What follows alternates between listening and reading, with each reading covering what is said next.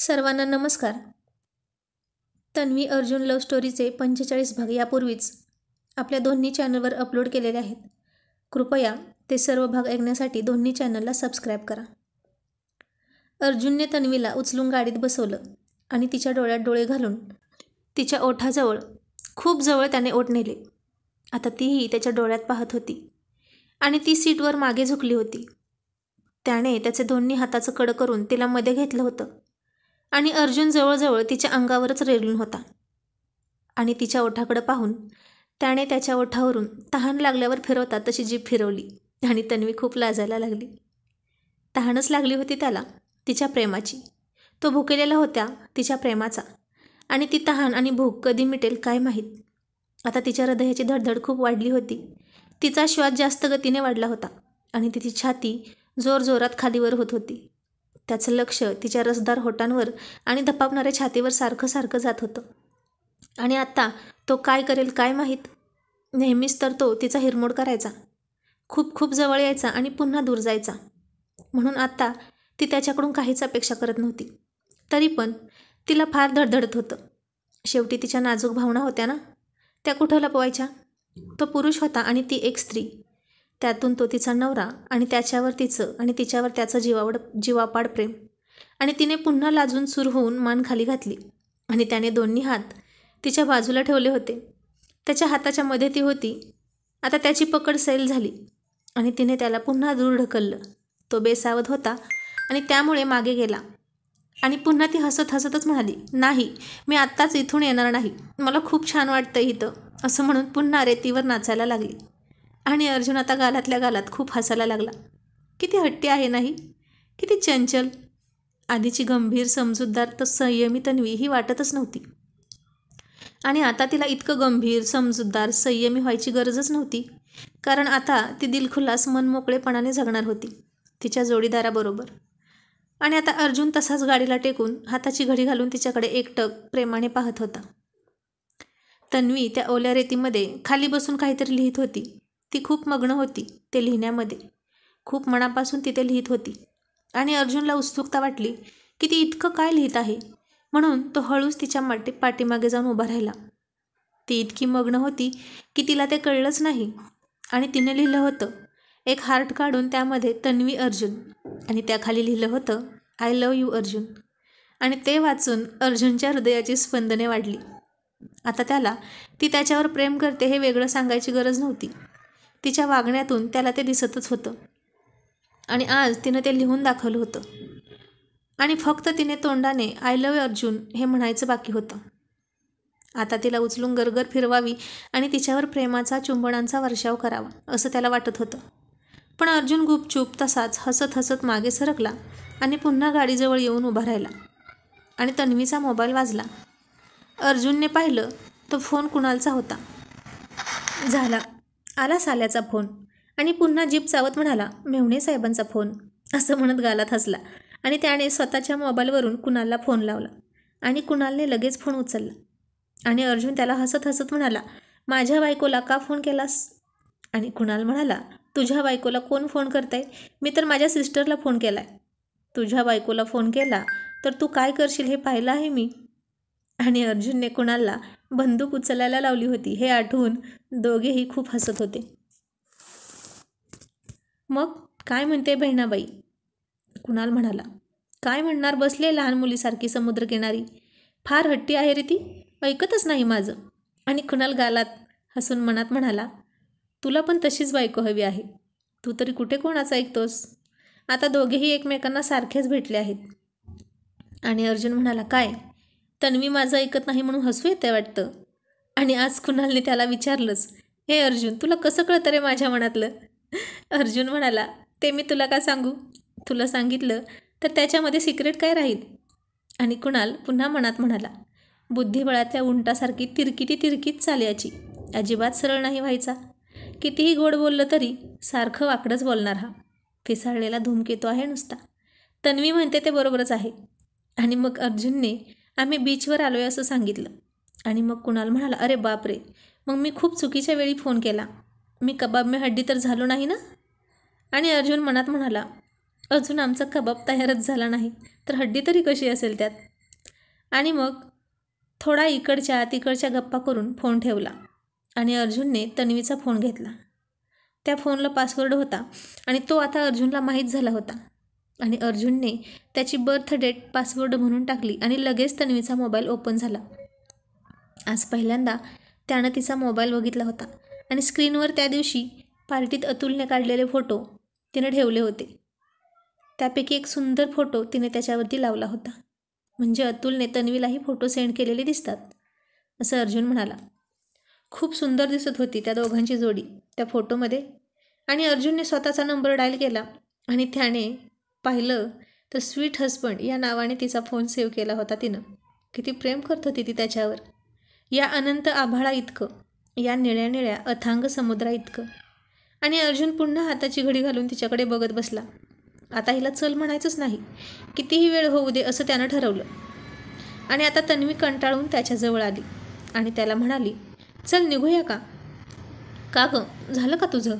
हो झालं, असं ती तिने लिहिलेल्या त्या अक्षरांकडे बघत म्हणाली. आणि अर्जुन मुद्दाम तिच्यावर डोळे रोखत गालात विलभणीय हसला आणि म्हणाला, काय करत होतीस गं तू? तिथे काहीतरी लिहित होतीस ना? काय लिहिलंय तू तिथे, मी बघू का? आणि आता तन्वीला लाज वाटायला लागली. नाही नको, अरे काही नाही, वेगळं काही नाही लिहिलं. आणि ती लाजते हे पाहून अर्जुन पुन्हा तिची गंमत करत म्हणाला, काही नाही ना, मग पाहू दे की. आणि आत्ता तो खरंच पुन्हा तिकडे निघाला. खरंच त्यानं बघितलं तर काय करेल तो. आणि अर्जुन तिथे जाणार इतक्यात एक जोरात लाट आली आणि ती सगळी अक्षरे वाहून गेली. आणि तन्वी खूप खूप हसायला लागली आणि तिला हसताना पाहून अर्जुनसुद्धा हसायला लागला. आणि तन्वीला वाटलं त्याला काहीच दिसलं नाही, पण अर्जुन सर होते ते, त्याने तर आधीच सगळं पाहिलं होतं. आता जवळजवळ 4 वाजत आले होते. तिला खूप भूक लागली होती. ती म्हणाली, आपण जाऊया ना आता, चल. आणि अर्जुन म्हणाला, आत्ता मला यायचं नाही, मी इथेच थांबणार. नको ना असं करू अर्जुन, मला भूक लागली आहे. चल ना, आपण काहीतरी खाऊया. तुला नाही का रे लागली भूक, असं तन्वी म्हणाली. आणि अर्जुन म्हणाला, नाही, मला कशाला लागेल भूक, मी तर हवा पिऊन जगतो ना. मघाच्यापासून सारखा उचलून गाडीत आणून बसवतोय, ते का वेळ लागलं म्हणून? मलाही भूक लागलीच आहे ना. आता माझी भूक मेली वाट पाहून पाहून, असं अर्जुन म्हणाला. आणि ती हसून मनात म्हणाली, उंट कुठला, सारखं तिरकं तिरकं बोललंच पाहिजे का? असा रूलच आहे वाटतं अर्जुन सरांचा. आता तो गाडी चालवत होता आणि तिने तिचा मोबाईल पाहिला. तिला कुणालचा मिस कॉल दिसला आणि ती मनातल्या मनात म्हणाली, अरे बापरे, अर्जुनने पाहिला तर नाही ना कुणालचा फोन आलेला? नसेलच पाहिला, नाहीतर पुन्हा चिडला असता. आणि अर्जुन म्हणाला, काय बघतेस, त्याचाच फोन होता ना? आणि तन्वीने घाबरून पटकन फोन बाजूला ठेवला आणि मनात म्हणाली, आता पुन्हा तो माझ्यावर संशय घेणार, माझ्यावर अविश्वास दाखवणार आणि पुन्हा तो माझ्यापासून दूर जाणार, असं म्हणत ती नाराज झाली. आणि अर्जुनने तिच्या चेहऱ्याकडे पाहिलं, पण आता अर्जुन तन्वीला पहिल्यासारखा तसं काहीच म्हणालाच नाही. तू त्याच्यावर खूप प्रेम करतेस ना, त्याला मिस करतेस ना. आणि तो असा म्हणाला असता तर पुन्हा तिच्यावर अविश्वास दाखवल्यासारखं झालं असतं.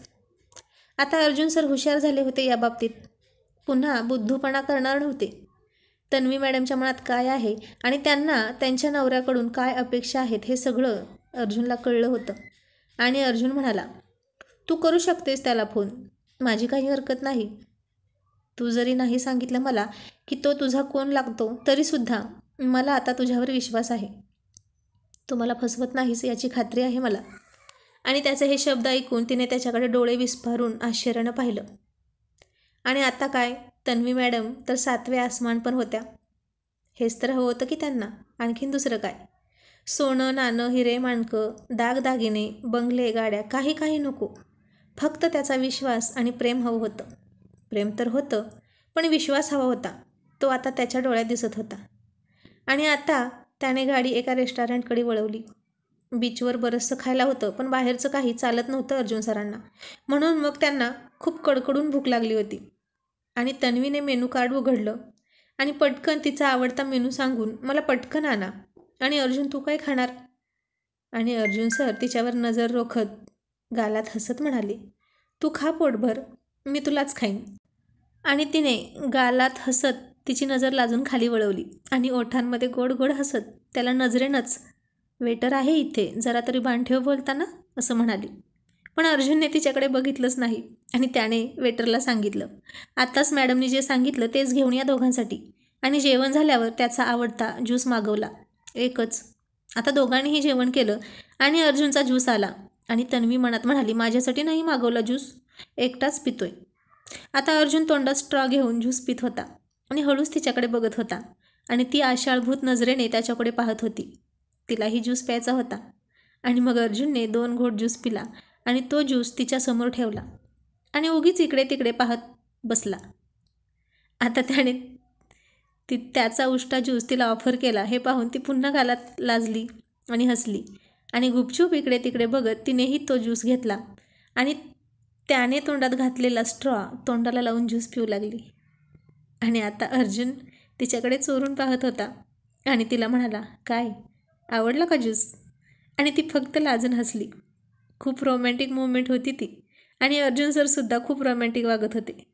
आणि मग तिने पुन्हा तो ज्यूस त्याच्याजवळ दिला आणि असं करून दोघांनीही अख्खा ज्यूस संपवला. आता जेवणही झालं, आता काय करायचं अर्जुन, असं ती म्हणाली. घरी फोन करून बघ ना, झालं असेल तर घरीच जाऊया. आणि तिची कल्पना आवडून त्याने अतुलला फोन केला आणि बाजूला जात त्याला म्हणाला, झालं का रे सगळं?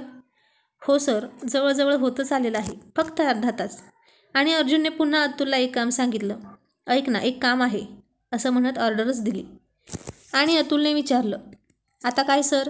आणि अर्जुनने त्याला सांगितलं की आणखीन एक तयारी कर आणि अतुलला सगळं सांगितलं.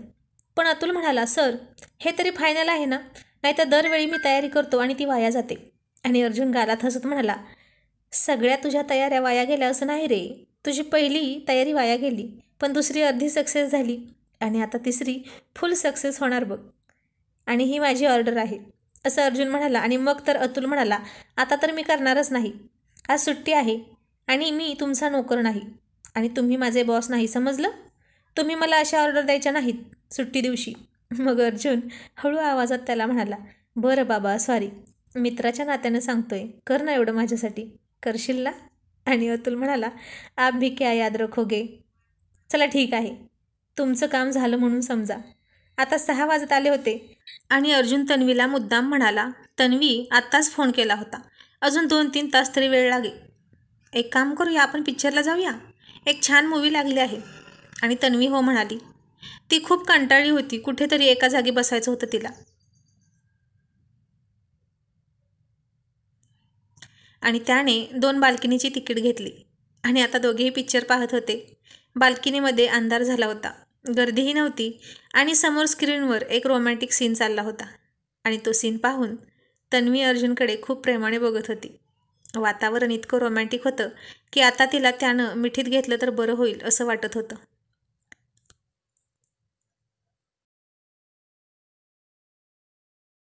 या अंधारात तिला मिठीत घ्यावं आणि हरवून जावं.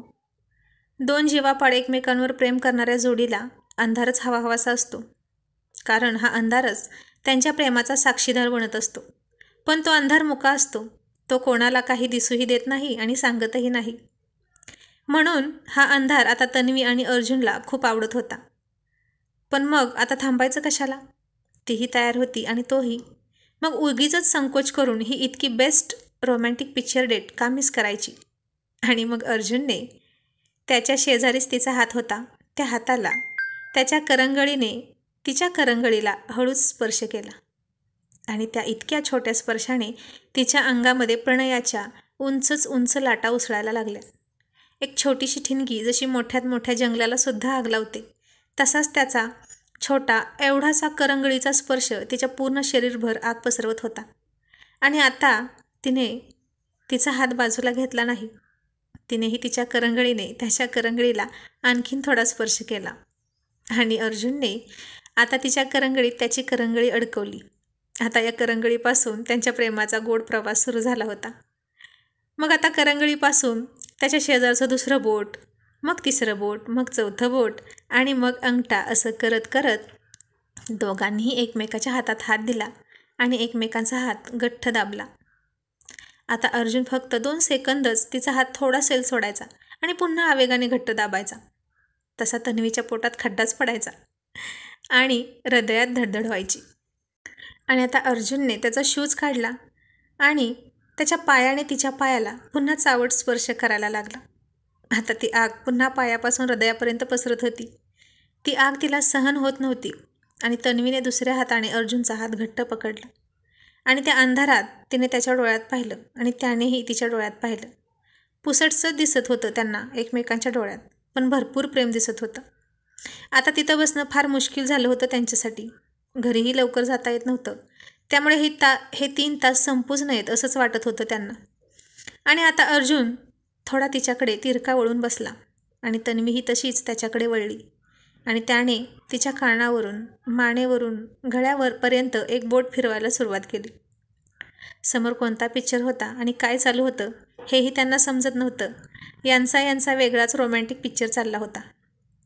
आता अर्जुनने तन्वीचं डोकं त्याच्या डोक्याला चिटकवलं, कपाळाला कपाळ आणि नाकाला नाक चिटकवलं आणि ओठ एकमेकांच्या खूप खूप जवळ. पण आता इथे जर तिला किस केला तर ती बेभान झाली असती आणि तोही भान हरवून गेला असता. लग्न होऊन 1.25 महिना होत आला होता आणि पहिल्या रात्री जे घडायचं होतं ते आज घडत होतं त्यांच्यात. आता यामध्ये कोणाच्याही एकाच्या मनात अडी नव्हती किंवा गैरसमज नव्हता. आता दोघेही खूप मनापासून एकमेकांच्या जवळ आले होते. कोणीच कोणाला दूर ढकलणार नव्हतं आणि स्वतःही दूर जाणार नव्हतं. आज बरोबरीची टक्कर होणार होती दोघांची आणि आता तन्वीला राहवतच नव्हतं. त्याने तिला पहिला किस करावा अशी तिची इच्छा होती. त्याने सुरुवात केली की मग ती मागे हटणार नव्हतीच, पण सुरुवात त्यानेच करावी अशी तिची इच्छा. अर्जुन सुरुवात करत नव्हता, कारण एकदा का सुरुवात झाली की हा रोमॅन्स कधी संपेल काही माहीत नाही आणि त्याला असं अर्धात पुन्हा तिला सोडायचं नव्हतं असं त्याला वाटलं. आणि आपण घरी नाही, आपल्या बेडरूममध्ये नाही, आपण थिएटरमध्ये आहे हे त्याला चांगलंच माहीत होतं. आणि त्याने तसेच ओठ तिच्या कानाजवळ नेले आणि तिच्या कानाला हळूच चावा घेतला आणि ती खूप खूप उत्तेजित झाली आणि तिने त्याला घट्ट मिठी मारली आणि त्याच्या मानेवर तिचे शरीर गरम होऊन उष्ण झालेले तिचे श्वास आदळत होते. आणि अर्जुननेही तिच्या पाठीला विळका घालत तशीच तिला जवळ ओढली. छातीला छाती भिडली आणि एकमेकांच्या गळ्यात गळे घालून दोघेही बसले होते. तो तिच्या दुपारी पाहिलेल्या गोऱ्या गोऱ्या पाठीवरून हळूवार बोटे नाचवत होता आणि ती उत्तेजित होऊन त्याला आणखीन जवळ, खूप जवळ ओढत होती. रोज एकमेकांना स्वप्नात बिलगणारे हे दोघे आज खरंच एकमेकांच्या मिठीत होते. आणि हे खरं आहे की स्वप्न हेही त्यांना आता कळलं नाही, पण हे खरं होतं अगदी 100%. दोघांचं एकमेकांवर जितकं खरं प्रेम आहे तितकंच हेही खरं होतं आणि आज ते एकरूप होणार होते. आज अर्जुनने तिला माझा तुझ्यावर विश्वास आहे असं म्हणून 100% मिळवली होती आणि तन्वी अर्जुनला स्वतःला समर्पित करणार होती, कायमची त्याचीच होणार होती. आणि शेवटी आज हे दोघे वाघ आणि वाघीण एकमेकांचा घास घेणार होते.